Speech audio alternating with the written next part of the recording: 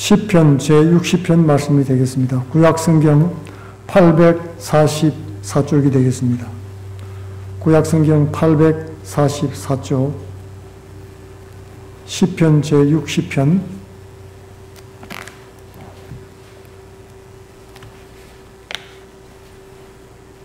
우리 한 절씩 교독하도록 하겠습니다.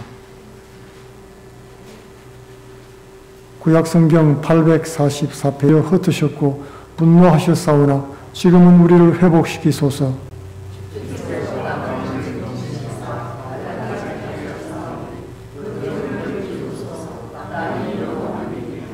주께서 주의 백성에게 어려움을 보이시고 비척거리게 하는 포도주로 우리에게 마시우셨나이다.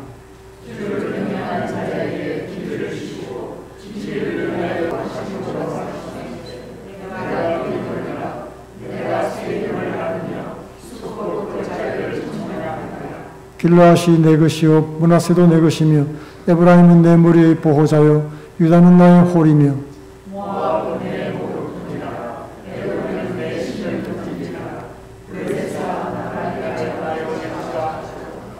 누가 나를 이끌어 견고한 성에 들이며 누가 나를 에돔에 인도할꼬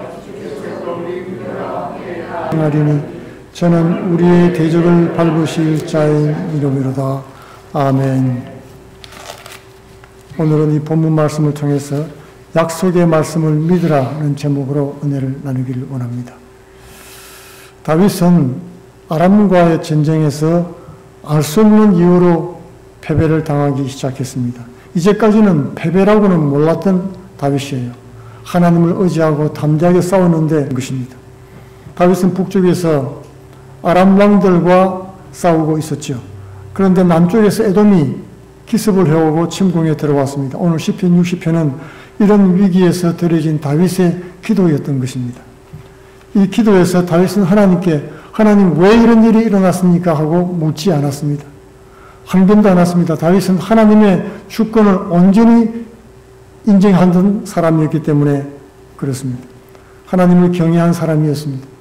하나님을 경외한다는 말은 하나님의 주권을 온전히 인정한다는 뜻이지요. 하나님이 어떻게 결정하시든지 나는 그것을 존중하며 따르는 것입니다. 결정은 하나님이 하시는 것이지 나의 몫이 아닙니다. 나는 그저 그 결정을 따르고 순종하는 것뿐인 것입니다. 유다의 18대 왕 여호야김 왕 때 하나님 말씀이 예레미야에게 임했죠. 어느 날 하나님께서 예레미야를 불러서 토기장의 집으로 보냈습니다. 토기장의 집에 갔더니 그가 진흙을 한 덩어리를 농로 위에 올려놓고 이렇게 발로 젓고 돌리고 있었습니다. 그리고는 그릇을 빚다가 자기 마음에 안 드니까 그걸 깨뜨려버리고 말았습니다. 그 모습을 보았습니다. 그리고는 다시 진흙 한 덩이를 뭉쳐서 자기가 원하는 모양의 그릇을 만들었던 것입니다. 그때 하나님 말씀이 예레미야에게 임했습니다. 이스라엘 족속아, 이 토기장이가 하는 것처럼 내가 너희들에게 그렇게 할 수가 없는 줄 아느냐? 진흙이 토기장이 손에 있음 같이 너희들이 내 손에 있느니라. 그렇게 말씀을 했던 것입니다. 우리 인생과 나라의 주권이 하나님께 있다는 것입니다. 그릇이 왜 나를 깨뜨렸냐? 왜 나를 이 모양으로 만들었냐고 말할 수가 없죠. 그것은 토기장의 마음인 것입니다. 그것이 하나님의 주권을 인정하는 사람들의 태도인 것이었습니다. 하나님을 경외했던 다윗은 이해할 수 없는 그런 실패에 대해서도 그 이유를 묻지 않았습니다. 그 대신 하나님께 긍휼을 구하고 탄원을 했던 것입니다. 지금은 우리를 회복시켜 주옵소서 그렇게 기도했습니다. 오늘 본문 말씀에 다윗의 믿음의 기도를 통해서 하나님께서 주시는 교훈을 얻게 되기를 원합니다.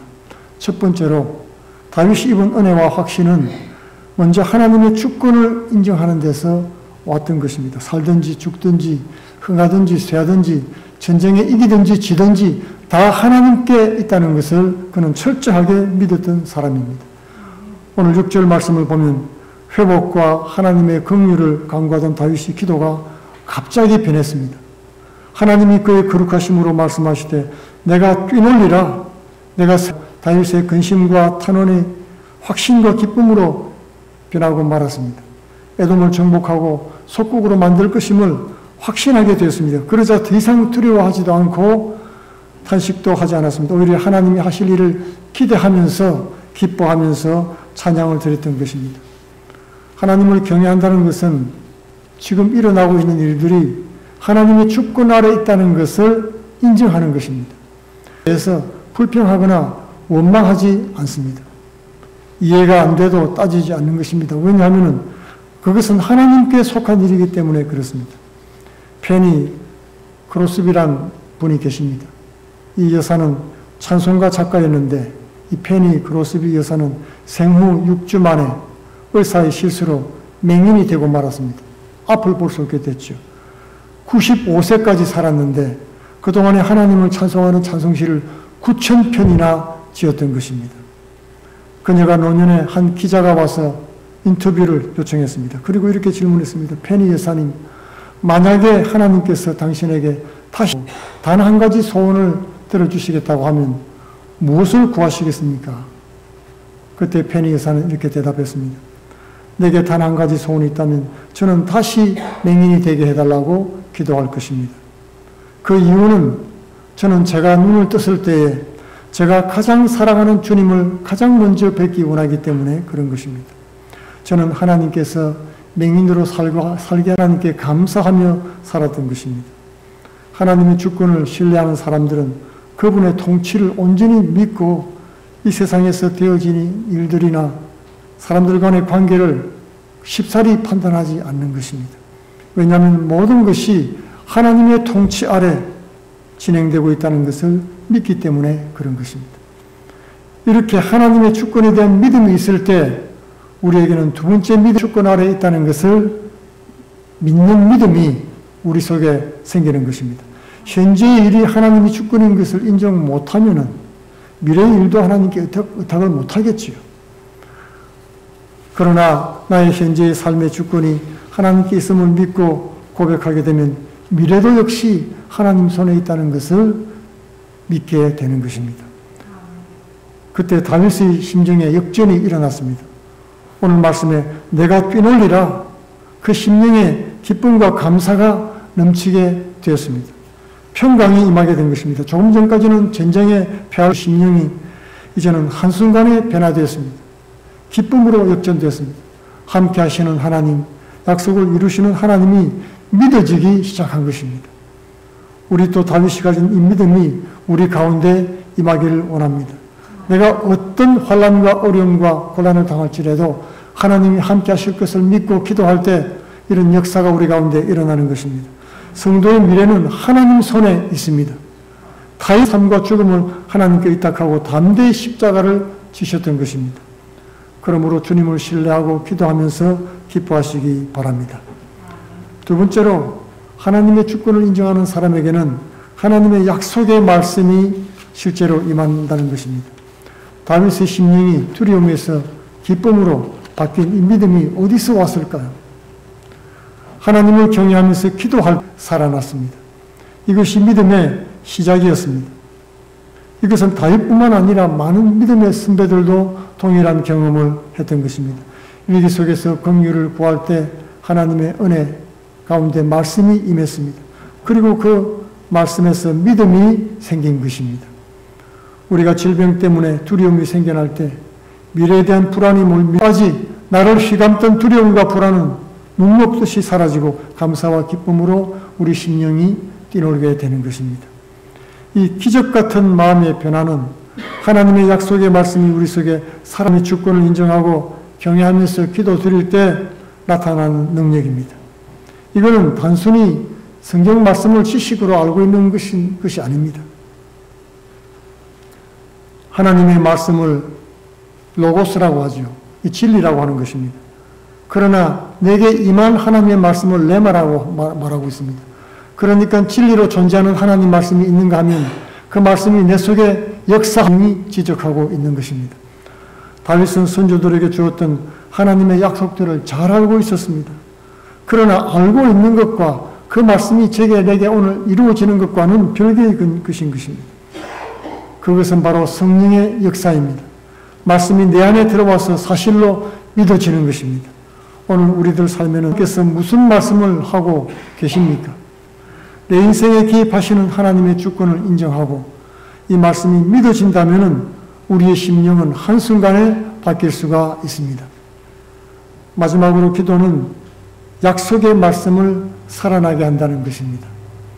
다윗이 하나님께 긍휼을 구하면서 기도하자 하나님 말씀이 모압은 다윗의 목욕통이 될 것이고 에돔에는 다윗의 신발을 둘 것이라는 말씀입니다. 이것은 하나님께서 선조들에게 이미 약속하셨던 것입니다. 그 땅과 그 유업들을 모두 다윗에게 이루어주겠다는 그런 약속의 말씀인 것입니다. 성경은 우리에게 놀라운 하나님의 약속의 말씀들을 전해겠다는 약속, 그리고 우리를 지켜주시겠다는 약속, 복 주시겠다는 약속, 치료하겠다는 약속, 기도를 들어주겠다는 약속, 승리하게 해주겠다는 약속, 포기하지 않겠다는 약속, 영광을 입혀주겠다는 약속, 이 모든 약속들은 구하며 기도할 때 우리에게 다윗의 선조들에게 주신 약속이었습니다. 아브라함에 주었던 약속이었고 모세에게 주었던 약속들이었던 것입니다. 그러나 다윗이 하나님의 주권을 인정하고 믿음으로 간구했을 때 그 약속이 살아나서 다윗에게 응답이 되었다는 사실입니다. 이것은 기도할 때 일어난 일들이었습니다. 기도는 약속의 말씀을 살아나게 하는 것입니다. 수많은 하나님의 약속이 성경에 있지만 것입니다. 그리스도인은 기도하는 사람들입니다. 천국을 무릎은 꿇고 기도로 가는 곳입니다. 우리가 하나님 앞에 기도하고 자복하고 회개하고 돌이킬 때 천국이 유업으로 주어지는 것입니다. 기도는 성경 말씀이 나에게 응답이 되게 하는 것입니다. 언제 그렇게 됩니까? 기도할 때 그렇게 된다는 것입니다. 하나님의 주권을 인정하면서 고백할 때, 이유를 묻는 대신 긍휼을 구하면서 회복을 간구할 때 성령께서 우리 안에 하나님의 약속한 말씀들이 살아나게 해 주시는 것입니다. 그리고 우리는 다윗처럼 그 약속 때문에 뛰놀게 될 것입니다. 9절에서 다윗이 물었습니다. 누가 나를 이끌어 견고한 성에 들이며 누가 나를 에돔에 인도하며 전쟁에서 나를 이기게 할 분은 누군가 하는 말입니다. 다윗은 견고한 성을 넘고 에돔으로 인도하실 분은 바로 하나님이라는 사실을 분명히 알았던 것입니다. 그리고는 고백했습니다. 그것은 나의 힘도 나의 모사도 전략도 아니다. 그것은 하나님이시라. 사람의 구원은 헛됨이라고 고백했던 것입니다. 그리고 다윗은 다시 것입니다. 다윗의 심령이 다시 소망과 기도로 뛰기 시작했습니다. 하나님의 약속은 항상 우리로 다시 일어서게 하십니다. 절망을 소망으로 바뀌고 좌절을 용기로 바꿉니다. 다시 일어나게 하는 것입니다. 하나님은 그 아들 예수님을 앉히셨습니다. 우리 가운데 이해할 수 없는 십자가 고난, 질병, 사람들의 오해, 그 속에서 실패를 경험할 때 하나님의 주권을 인정하고 믿음으로 기도하시기 바랍니다. 이유를 물을 필요도 없습니다. 하나님의 약속을 붙잡고 기도하시기 바랍니다. 그럴 때 그 약속의 말씀들이 살아나서 우리의 것입니다. 내 원수의 목전에서 내게 상을 베푸시고 피름으로 내 머리에 바르시는 역사가 성도들의 삶에 충만하시기를 기도드리겠습니다. 다 같이 기도하겠습니다.